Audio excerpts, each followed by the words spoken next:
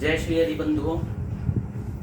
बहुत लंबे समय के उपरांत एक चलचित्र ले रहे हैं और कुंडली देखिए। 19 अक्टूबर 2000 का जन्म है इनका। 5:29 प्रातःकाल दिल्ली में जसोला में अभिषेक साहू जी का। कन्या लग्न है इनकी। ऐसा देखा जाता है कन्या लग्न के जो जातक होते हैं वो सुंदर होते हैं, गोरा चेहरा होता है, मलूक से होते हैं, तो वही चीज इनमें भी दृष्टिगोचर होती है।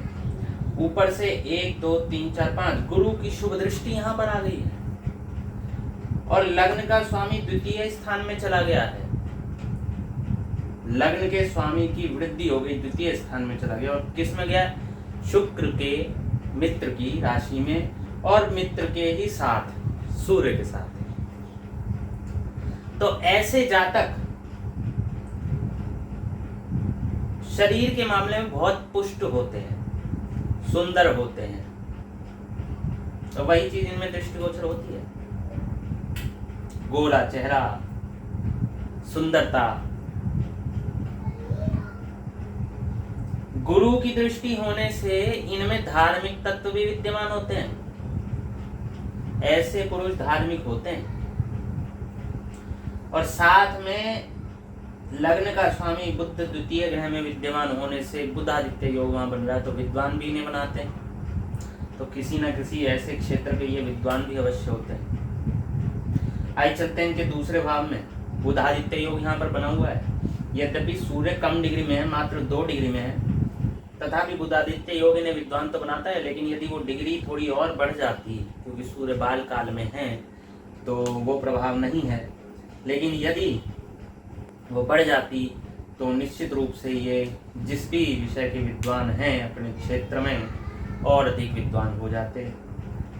अब इनके द्वितीय भाव में सूर्य बुधादित्य योग है, तो निश्चित रूप से ये अपने पारिवारिक संपत्ति के स्वामी तो होंगे, ये बात तो है। इसके साथ ही ये अपने परिवार में, इनके परिवार में भी ठीक माहौल, वातावरण रहेगा। द्वितीय भाव का स्वामी जाकर के तृतीय भाव में विराजमान हो गया है। शुक्र मंगल की राशि में विराजमान है। जो शुक्र हैं वो मंगल के लिए सम है और मंगल भी शुक्र के लिए सम है। तो शुक्र जाकर के अर्थात धन का भाव, धन के भाव का स्वामी जो है उसकी भी वृद्धि हो गई, तो धन की भी इनकी वृद्धि हो गई। और धन के भाव का स्वामी भी कौन है? शुक्र, जो कि विलासिता का प्रतीक है, जो धन का प्रतीक है, ऐश्वर्य का प्रतीक है। तो धन इनके कुंडली, इनकी कुंडली में धन तो विद्यमान निश्चित रूप से है। एक तो पारिवारिक संपत्ति में बुधादित्य योग, दूसरा लग्न भी, लग्न के बुध में भी वो भी वृद्धि कर रहा है अपने भाव की, क्योंकि अगले भाव में विराजमान है। और द्वितीय भाव का स्वामी, धन के भाव का स्वामी, परिवार के भाव का स्वामी भी अगले भाव में अर्थात तृतीय में विराजमान है, वो भी वृद्धि कर रहा है। अब उस पर दृष्टि 1 2 3 4 5 6 7, लेकिन उस पर शनि की दृष्टि है और वो भी मंगल की राशि में। तो इस भाव को शनि खराब करेगा। इनका जो पराक्रम है उसको शनि खराब तो करेगा, लेकिन मंगल की स्वयं की दृष्टि भी इस पर है, 1 2 3 4। और मंगल की यदि पराक्रम का स्वामी यदि मंगल हो तो बहुत पराक्रमी व्यक्ति होता है। युद्ध में भी पराक्रमी होगा, काम करने में भी पराक्रमी होगा। और ऊपर से मंगल दृष्टि भी दे रहा हो अपने ही भाव को, तो और अधिक पराक्रमी। मंगल के साथ यहाँ पर शुक्र भी विराजमान है, तो शुक्र भी वहां पर बैठ के शुभ कर रहे हैं। बस एक शनि ग्रह वहां पर कुछ गड़बड़ कर रहा है, पराक्रम से इन्हें दूर करने का प्रयत्न कर रहा है। लेकिन ऐसा भी कहा जाता है कि शनि भी दृष्टि दे रहा है तो भी पराक्रम, ऊर्जा प्राप्त होगी यहाँ पर। तो इसलिए पराक्रम की इनमें कमी नहीं है। यदि कहीं पराक्रम की इनमें कमी है तो थोड़ी बहुत शनि के माध्यम से वो आएगी, अन्यथा तो इनमें पराक्रम भरपूर है। ऐसा भी है कि वृद्धावस्था में भी इनका पराक्रम बना रहेगा। जैसे ये अब हैं लगभग वैसे ही वृद्धावस्था में भी ये चलते फिरते रहेंगे। चतुर्थ भाव का स्वामी गुरु, सुख के भाव का स्वामी, आराम के भाव का स्वामी, माता के भाव का स्वामी, जाकर के त्रिकोण में विराजमान हो गए। गुरु जाकर के त्रिकोण में, लेकिन शत्रु के घर में, भले ही शत्रु के घर में हो लेकिन नीच राशि में नहीं है। और शनि सम के साथ है वक्री, वक्री है तो मजबूत होता है, तो सुख पूर्वक धर्म का पालन करेंगे। लेकिन क्योंकि शत्रु ग्रह में फिर भी दुख तो मिलेगा, अपनी ओर से तो इन्हें सुख मिलेगा, लेकिन कहीं ना कहीं कोई दुख इन्हें दे रहा होगा। और शनि स्वयं भी उस भाव में विराजमान होकर उस भाव के कारकों को कम कर रहे हैं। लेकिन गुरु क्योंकि यहाँ पर शुभ है, 1 2 3 4 5 6 7, ऊपर से शुक्र की भी दृष्टि है, गुरु शुक्र की आपस में भी दृष्टि और शुक्र की धर्म भाव पर भी दृष्टि है। देखिए, धर्म के विषय में 2 प्रमुख गुरु हैं, बृहस्पति जी और शुक्र जी।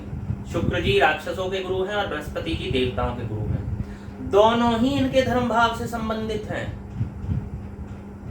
तो कुछ ना कुछ ऐसा तो अवश्य इनके अंदर होने वाला है जो कि इन्हें धर्म की ओर अधिक प्रेरित कर देगा।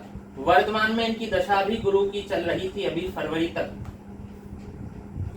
तो गुरु के माध्यम से इन्हें प्रेरणा अवश्य मिली होगी। शुक्र और गुरु की जब जब दशा अंतर दशा आएगी और विशेष रूप की इन दोनों की एक साथ आ जाए तब तो कहना ही क्या।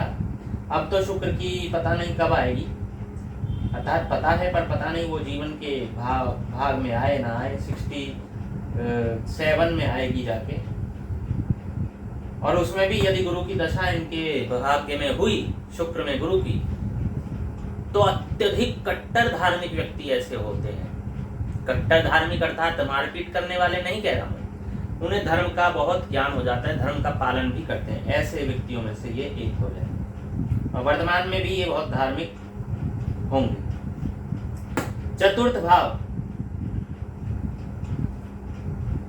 तो चतुर्थ भाव में, हाँ अच्छा वही बता रहे थे, चतुर्थ भाव ऊपर से चतुर्थ भाव में, लेकिन समस्या ये हुई कि राहु केतु की धुरी पर चतुर्थ भाव आ गया, तो माता से कहीं ना कहीं कोई बैर और कोई विरोध, बैर शब्द अच्छा नहीं है, कोई विरोध अवश्य होता होगा।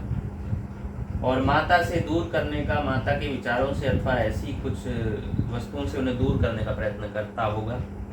लेकिन एक अच्छी बात यह है कि चंद्रमा की शुभ दृष्टि माता के भाव पर है, उतना ही प्रेम भी माता से होगा और माता का भी इनमें उतना ही प्रेम होगा। यद्यपि दोनों स्थितियां हैं, लेकिन चंद्रमा की शुभ दृष्टि और गुरु दोनों शुभ करते हैं। अगला देखिए, पंचम भाव का स्वामी शनि जाकर के 1 2 3 4 अपने से पंचम हो गया, तो निश्चित रूप से संतान की प्राप्ति तो इनको होनी ही है। संतान की प्राप्ति तो इनको होगी ही, और गुरु की शुभ दृष्टि भी संतान भाव पर है। और यह भी सुन लीजिए, स्त्री संतान की इन्हें प्राप्ति होगी अवश्य, अवश्य स्त्री संतान की प्राप्ति। और शनि क्योंकि शुक्र के भाव में है, और शुक्र और शनि क्योंकि मित्र है, तो मित्र के भाव में शनि बैठ करके प्रसन्न है, तो और गुरु के साथ भी सम संबंध है, तो पुत्र के प्रति इनका संबंध अच्छा रहेगा।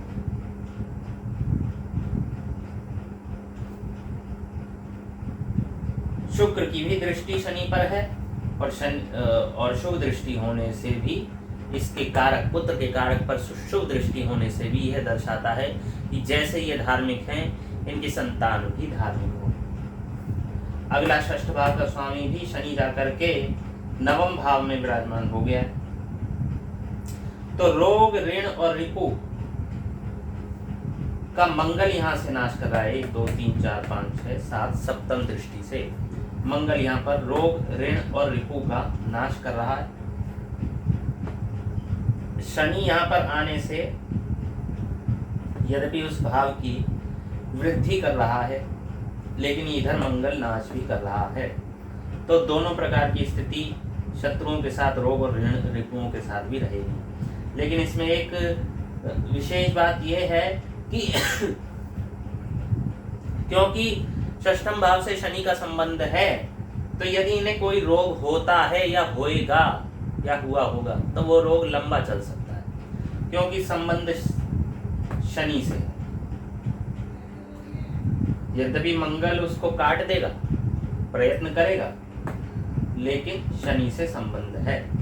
अब मंगल इस माध्यम से भी काट सकता है कि कोई ऑपरेशन भी हो सकता है। ठीक, अगले सप्तम भाव। सप्तम भाव के स्वामी गुरु जाकर के धार्मिक भाव में नवम भाव में विराजमान हो गए हैं। गुरु जाकर शत्रु भाव, तो यद्यपि इन्हें अच्छा तो नहीं लगेगा कि विवाह का संबंध कुछ ना कुछ ऐसा लगेगा कि शत्रु के साथ रह रहे हैं, शत्रु के साथ रहकर जैसा अनुभव आता है वैसा आएगा। इसका तात्पर्य यह नहीं है कि आप अपने पत्नी को शत्रु मानेंगे, नहीं। कुछ क्योंकि इनकी कुछ स्वतंत्रता थी, पहले ये जैसे भजन करते थे, जब हम भी भजन करते हैं तो क्योंकि धार्मिक व्यक्ति हैं तो कुछ स्वतंत्रताओं में बाधा आती है, कुछ ऐसे नियम होते हैं जिनका पालन नहीं हो पाता ठीक से, तो ऐसे में फिर इन्हें दुख का सामना करना होगा। ऊपर से ये मांगलिक है, मंगली ये है, अष्टम दृष्टि मंगल की इनके सप्तम भाव पर होने से ये विवाह विच्छेद का संबंध बनाते हैं, ऐसे योग। और ऐसा भी हो जाता है, मंगल की दृष्टि यदि होती है तो कोई घोर अपमान होता है, अथवा मृत्यु होती है, अपमृत्यु होती है। मृत्यु से यही मत समझ लेना कि हमारी मृत्यु हो जाएगी। कोई हमारा अपमान करते वह भी तो मृत्यु के समान है। किसी ने वैसा अपमान पहले कभी ना किया हो, वह भी तो मृत्यु के समान है। ये जिन लोगों के ऐसे अपमान हुए होंगे वो लोग ये मेरी बात समझ सक रहे हैं। तो जब इनका विवाह की चर्चा हो, इनकी कुंडली जब देखी जा रही हो, तो उसमें अवश्य हमको स्मरण रखना है कि कहीं इनका कोई जो मांगलिक विचार वाला संबंध है वैसी स्त्री है या नहीं।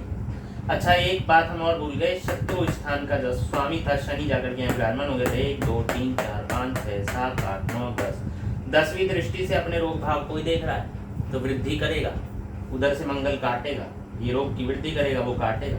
और अगली दशा शनि की है, तो शनि की दशा में यह बात विशेष रूप से ध्यान रखिएगा। अभी शनि में शनि की दशा प्रारंभ हो रही है 2024 से, और संभवतः ये 3 वर्ष तक चलेगी शनि में शनि की दशा 2027 तक। तो जब तक वो दशा रहे, ऐसे में जैसे रोग, जैसा ऋण और जैसे शत्रुओं से आपका सामना होगा, वैसा ही रोग आपके जीवन काल में आपको प्राप्त होगा यदि सब कुछ ठीक रहा। इसका तात्पर्य है कि शनि की जो दशम दृष्टि है वो आपके लिए हानिकारक नहीं। अच्छा, जैसा कि शनि के लिए कहा भी जाता है कि शनि वैसे तो उसी भाव में आएंगे, यदि आपके कर्म अच्छे हैं तो उसी भाव में आएंगे, लेकिन कर्म यदि आपके बुरे हैं तो पहले से ही शनि ऐसे भाव में होंगे कि वर्तमान समय के कर्मों का परिणाम शनि आपको देंगे। तो सप्तम भाव के विषय में बताया, मंगली कन्या से आपको विवाह करना है। अष्टम भाव के विषय में, अष्टम भाव का स्वामी मंगल जाकर के व्यय के भाव में बैठ गया है। अष्टम का स्वामी मंगल, मृत्यु का कारण कोई ऑपरेशन हो सकता है, कोई ऐसा घाव हो सकता है जिसमें रक्त का अधिक स्राव हो गया हो, मृत्यु का ये कारण हो सकता है। और पुरातत्व विभाग अर्थात कंपटीशन के क्षेत्र में ये जा तो अच्छा सकते हैं, लेकिन इससे उन्हें कोई लाभ विशेष होगा नहीं,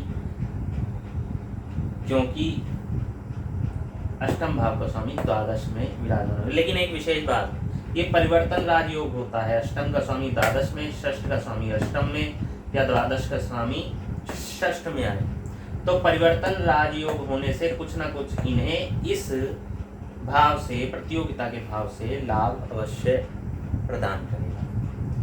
नवम भाव, जैसा कि हमने धर्म की चर्चा तो पहले ही इनके धर्म की चर्चा कर दी, अब तो इसमें कुछ बोलने को शेष रहा ही नहीं।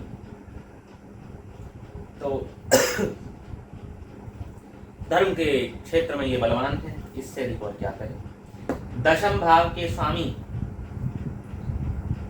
बुध, लेकिन एक बात स्मरण रखिएगा, क्योंकि शनि इस दशम भाव में है, ये नवम भाव में है, तो वो धर्म से पृथक करने का प्रयत्न करेंगे आपको, लेकिन कुछ ना कुछ कोई ना कोई समझाया करेगा, क्योंकि गुरु भी यहाँ पर वक्री होकर विराजमान है और यहाँ शुक्र की शुभ दृष्टि हो रही है। पाखंड में प्रवृत्त होंगे कभी कभी, लेकिन शुक्र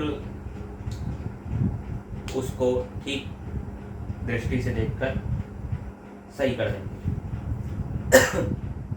दशम का स्वामी बुध जाकर के पुनः वही धर्म भाव में, अर्थात आजीविका से धन संग्रह करेंगे, आजीविका से धन बनाएंगे, आजीविका से परिवार बनाएंगे। और क्योंकि चंद्रमा यहाँ पर है, तो चंद्रमा यहाँ पर होने से चंद्रमा रानी है, ग्रहों की रानी, सूर्य राजा।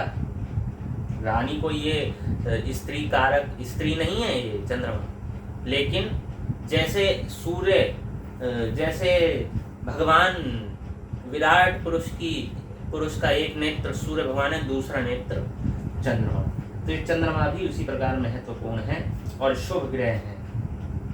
लेकिन राहु यहाँ पर अशुभ ग्रह है, तो राहु का अशुभ यहाँ पर इनकी रचनात्मकता से भी है और कुछ इनको दुख और भ्रम का भी सामना अपने नौकरी के आजीविका के क्षेत्र में करना पड़ सकता है।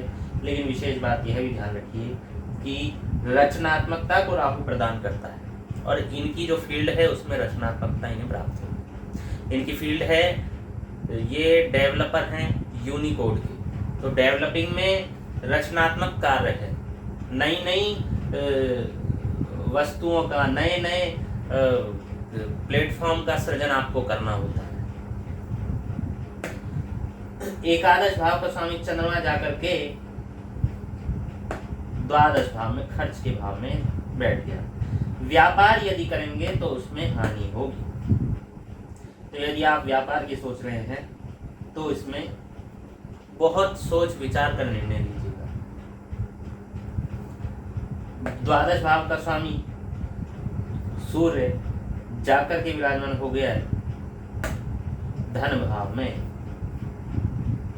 तो जीवन का जो अंतिम समय है उसमें भी बुधादित्य योग बन रहा है, तो कोई ना कोई विद्वत्ता इनकी रहेगी। और खर्च का स्वामी जाकर के धन में बैठ गया है, तो खर्च के समय में भी जो संग्रह कर ले, ऐसी विद्वत्ता इनकी रहेगी कि खर्चा करना है लेकिन उसमें भी संग्रह कर लें। और मंगल क्योंकि यहाँ पर विराजमान है, तो मंगल इस भाव से इन्हें दूर कर रहे हैं, अर्थात खर्चे से इन्हें दूर करते हैं। ये था इनकी पूरी राशि का परिणाम फल। तो बंधुओं, आप भी यदि अपनी कुंडली दिखाना चाहते हैं तो नीचे दिए गए ईमेल सूत्र पर हमसे संपर्क कर सकते हैं। धन्यवाद। जय श्री राम।